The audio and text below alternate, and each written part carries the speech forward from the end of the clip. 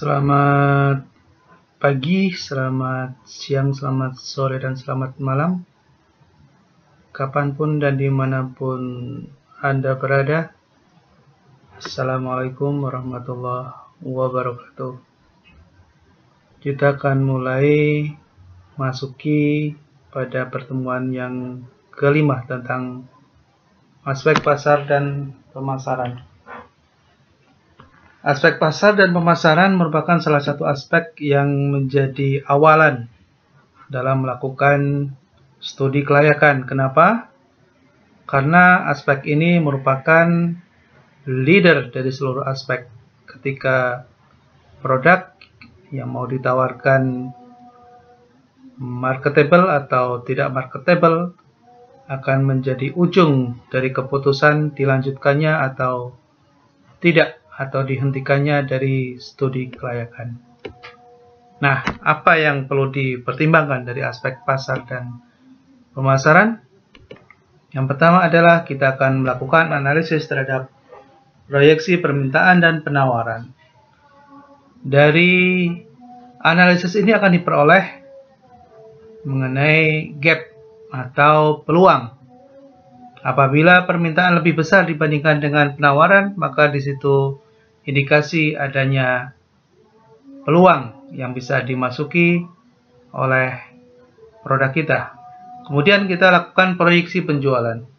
Kita akan melakukan estimasi seberapa banyak tingkat pertumbuhan penjualan yang akan terjadi di masa yang akan datang berdasarkan dari data empiris produk-produk yang existing, yang ada sebelumnya. Kemudian di situ kita akan bisa melakukan analisis lebih lanjut dari proyeksi permintaan penawaran, kemudian ada proyeksi pertumbuhan penjualan, maka kita akan bisa menganalisis mengenai analisis peluang.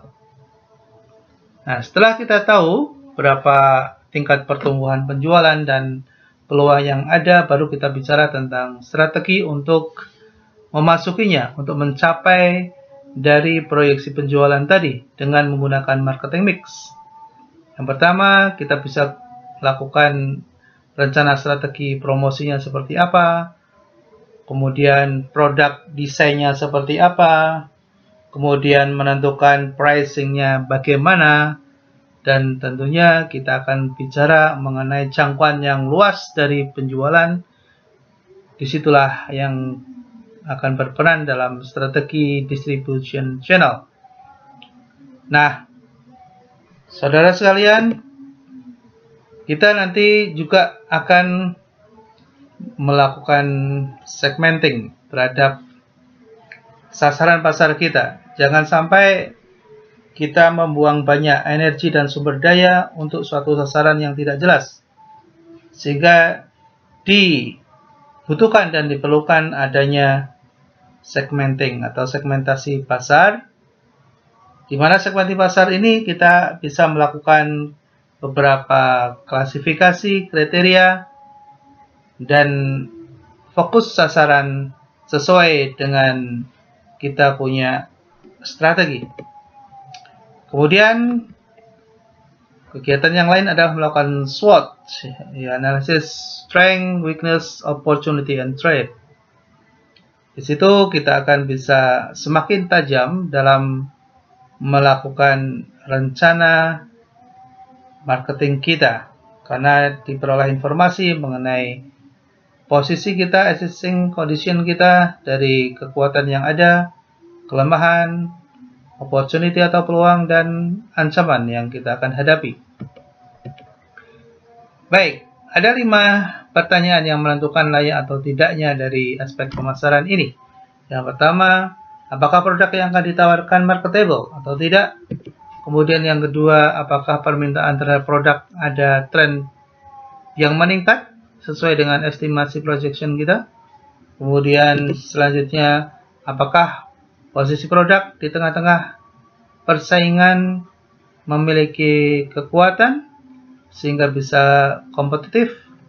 Kemudian kita juga bisa mengatakan apakah masih ada peluang pasar atau tidak berdasarkan dari adanya gap permintaan dan penawaran tadi. Seterusnya, kita baru bicara tentang apakah strategi yang tepat untuk digunakan dalam rangka mengantarkan produk kepada tujuan yang kita harapkan. Baik, saudara sekalian, di situ kita akan menentukan dan merekomendasikan layak atau tidak dari bisnis yang akan kita kembangkan ke depan. Kemudian, kita perlu memahami tentang beberapa definisi yang nanti akan sangat terkait dengan beberapa keputusan dan pemahaman kita ke depan. Pertama adalah tentang pengertian pasar. Pasar ini bisa dipahami dan kita bisa mendapatkan definisi yang beragam dari berbagai sumber dan referensi. Tapi mungkin barangkali bagi narasumber yang paling pas adalah bahwa pasar adalah titik pertemuan antara permintaan dan penawaran barang atau jasa. Jadi yang posisi yang poin ketiga itu. Kenapa? Karena untuk berada pada titik itu sekarang tidak harus secara physically di pasar tradisional misalnya atau di mall. Tapi sekarang sudah merambah ke pasar digital. Di situ ada pasar, ada pembeli, ada penjual, dan kemudian mengambil keputusan dan melakukan transaksi yang tidak harus berada dalam satu tempat yang sama.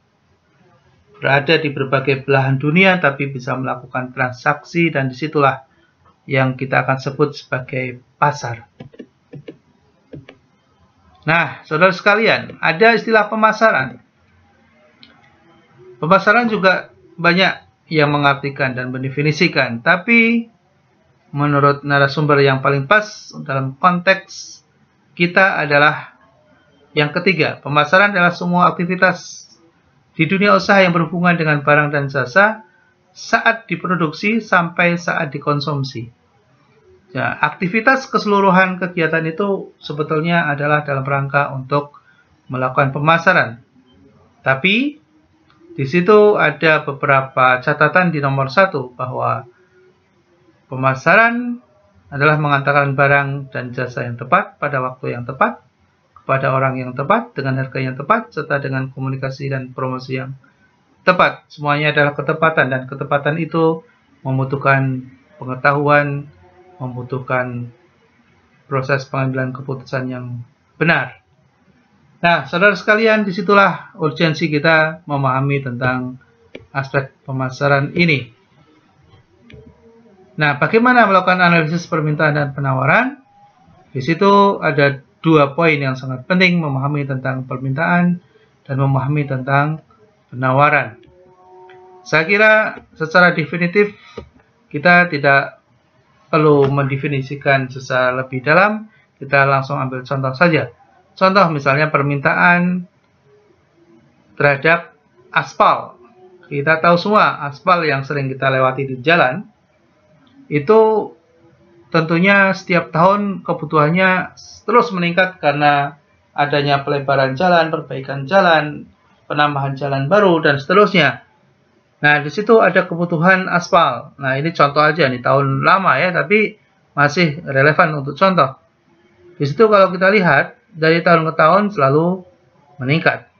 Tapi ada juga penurunan. Nah, penurunan ini apakah karena permintaan yang turun atau karena terkait dengan produksi yang menurun?